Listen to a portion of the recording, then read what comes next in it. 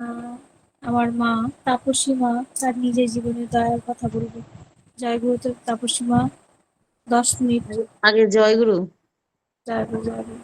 সকলকে আমার আনন্দিত জয়গুরু জানিয়ে আমি কিছু ঠাকুরের কথা বলার চেষ্টা করছি, যদিও কোনোদিনও বলিনি। জানি না কি বলবো, ঠাকুরই জানেন, ঠাকুর যা বলাবেন তাই বলবো। আমি দীক্ষা নিয়েছি 18 সালে।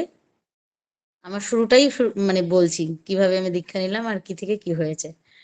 তো আচার্যদেব যেহেতু বলেছেন যে অনুভূতির কথা বলতে, ঠাকুরকে ধরে ঠাকুরের দয়ার কথা বলতে, আর সেটাই বলার চেষ্টা করছি।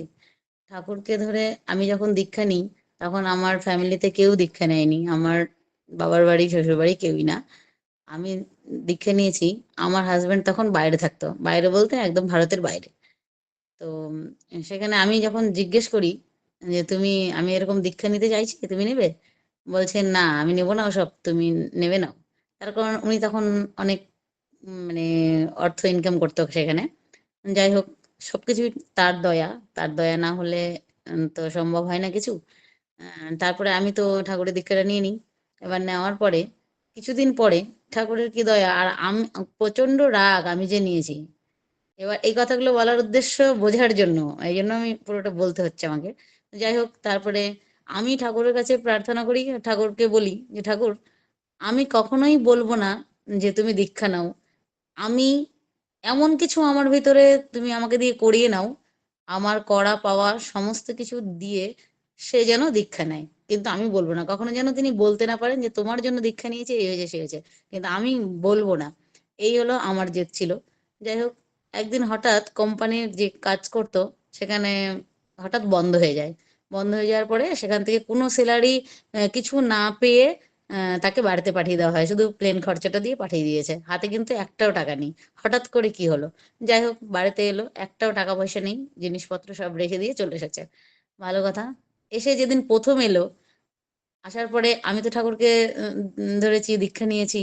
এবার আমি ভোরবেলা উঠে ইষ্টভীতি করছি, ইষ্টভীতি করে প্রার্থনার টাইমে প্রার্থনা যখন করছি, তখন দেখছি আমার পতি পরমেশ্বর মানে উঠে চকিতে বসলো। যাক, বসলো। এবার আমাকে কিন্তু ওখানে ওইসব যে ঘটনা হয়েছে আমাকে কিছুই বলেনি, যাই হোক এসছে এটাই আমি জানি শুধু।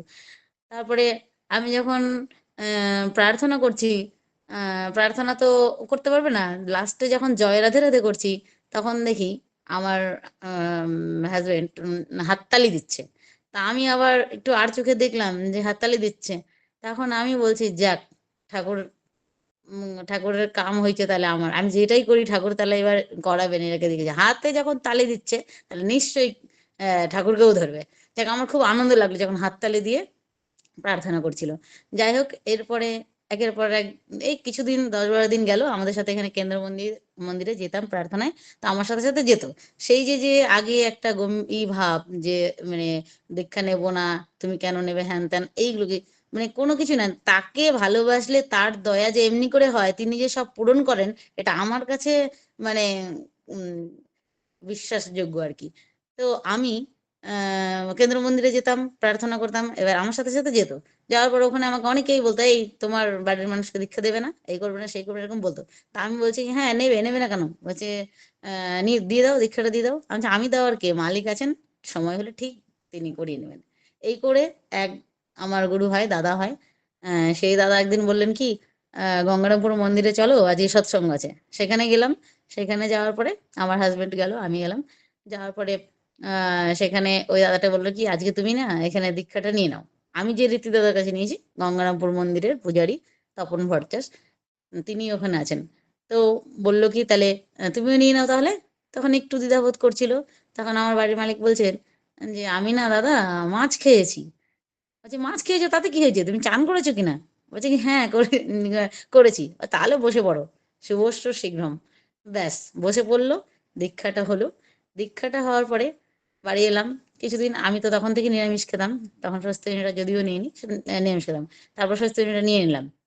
নেওয়ার পরে ইনি তো নেবেন না, যেহেতু বাইরে কাজ করেন, তুমি কি বোঝো বাইরে চলাচলতি করতে হয় কিভাবে কি করবে, তুমি কি জানবে সেসব? আমি নেবো না, আমি অনেকবার বলেছি। আর আমি বাণীতে শুনেছি যে স্বস্তিনী পালে না উন্নতিতে চলে না, এই যে একটা বিষয়, তাহলে তো স্বস্তিনী নেওয়া লাগবে।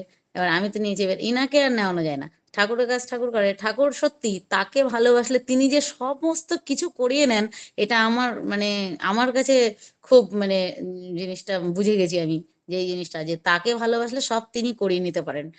তো আমি ঠাকুরকে বলি, এবার তখন এখানে থেকে গেল, কি করবে বাড়িতে এসে, বাড়িতে তো নিঃস্ব হয়ে গেল একদম, কিচ্ছু করবে যে একটা যে সংসার চলবে কেমন করে। তারপরে বললো কি, খোঁজ করে পাড়ার ছেলে পেলেদের সাথে বলছি কি তাহলে আমি বাইরের কাজে চলে যাই, কাজে চলে যাই। তাও তো যদি 10-12 হাজার টাকা মাসে ইনকাম করি, তাও তো আমাদের সংসার চলবে, শুধু বাড়িতে থেকে তো কিছুই হবে না। আমি বললাম ঠিক আছে।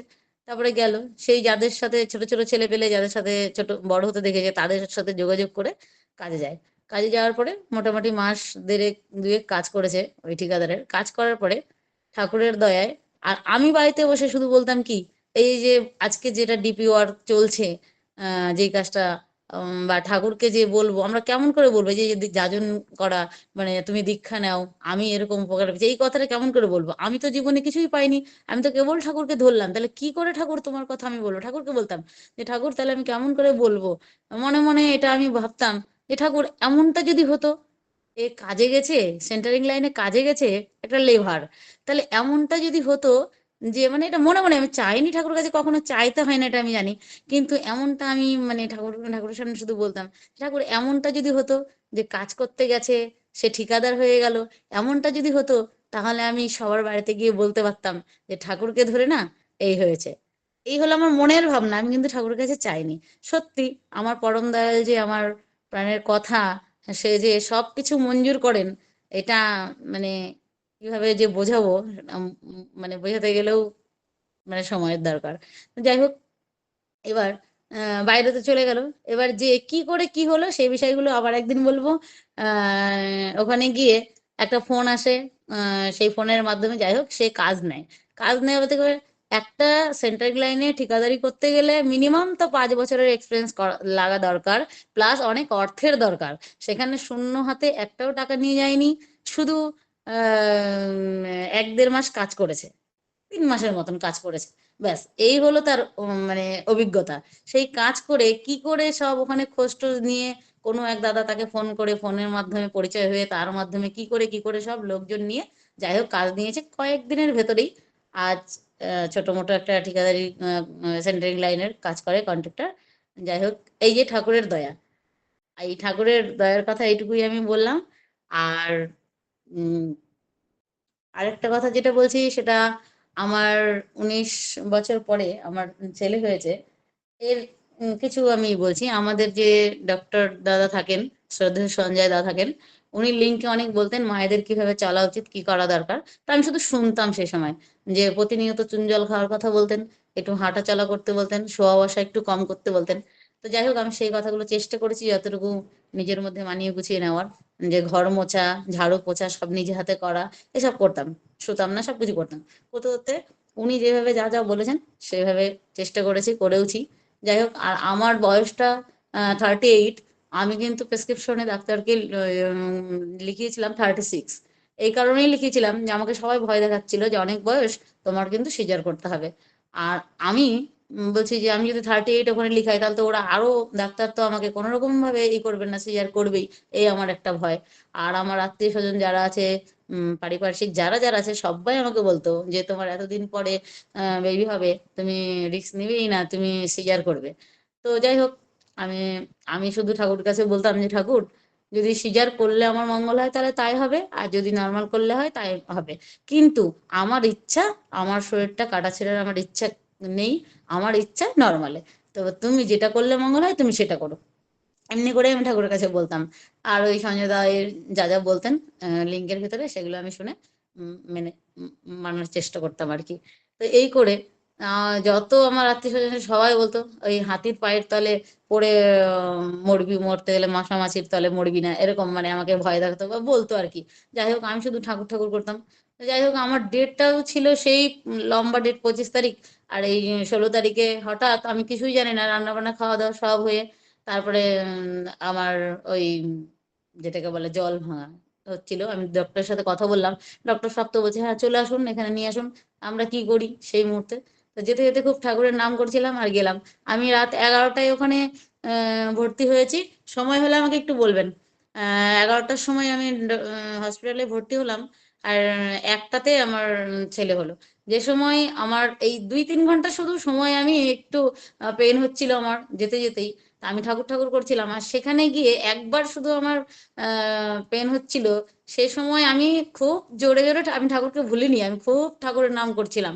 আর নাম করতে করতে শুধু বলছিলাম, বড় মা তুমিও তো মা আর আমিও মা হচ্ছি। সত্যি আমি, তুমিই পারো একটা মায়ের যন্ত্রণা বুঝতে, এই কথাগুলো আমি মানে বলছি আর প্রচন্ড নাম করছি। নাম করতে করতে আমি দেখছি কি, আমার মাথার সামনে যেমনি করে আমাদের আসনে যেমনি ঠাকুর বড় মা বড়দা বসে থাকেন, ঠিক তেমনি আমার মাথার কাছে বড় মা ঠাকুর আর বড়দা বসে আছেন। উম, তো যাই হোক, আমার ছেলে হয়েছে এই হোক, তার দয়ায় এইভাবে করে আমি মানে সবকিছু গুছিয়ে যদিও বলতে পারি না, যেমনি করে বললে ভালো হয়। একটু আপনারা নিজের মনে করে একটু ই করবেন, ক্ষমা করে দেবেন যদি কিছু বলে থাকি নিজের বোন মনে করে। জয় গুরু, আজ এখানে রাখছি, পরে কোনোদিন সুযোগ জয় গো, জয় গো, জয় গো, জয় গো। অপূর্ব, মানে ভাবাই যায় না যে এ- এত সুন্দর দয়া পাওয়া যায়, যে এমনি কাজ করতে বেরিয়ে ঠিকাদার, মানে শ্রমিক থেকে ঠিকাদার হয়ে যায়। তার দয়া ছাড়া কিচ্ছু হয় না। আর তার দয়ায় 38 বছর বয়সে নর্মালি বেবি হওয়া, এটা খুবই কম, হয়তো দেখাই যায় না। না, 38 বছর বয়সে এমনি বাচ্চা হয় না, আর না হলে সিজার হয়, কিন্তু সেখানে নর্মাল ডেলিভারি 18 বছর, 19 বছর পর, বিয়ের 19 বছর পর। মানে এটা ভাবাই যায় না, পরম পিতার ইচ্ছায় সব হয়েছে। আরো অনেক ব্যাপার আছে যেগুলো বলাও যাচ্ছে না, কিন্তু আহ, আমার মা ভালো আছে, আমরা সবাই খুশি। আমার মা যেন ভালো থাকে, পরম পিতার কাছে প্রার্থনা করি যেন মায়ের সার্বিক মঙ্গল, সে যেন তার সন্তানকে নিয়ে, তার সন্তান যেন ঠাকুরের মনের মতো মানুষ হয়, তার পরিবার পারিপার্শ্বিক সবাইকে নিয়ে যেন সুখে শান্তিতে আনন্দে মানে বাস করতে পারেন, এই কাতর প্রার্থনা দয়ালে রাঙারাতির চরণে। জয় গুরু, ভালো থাকুন।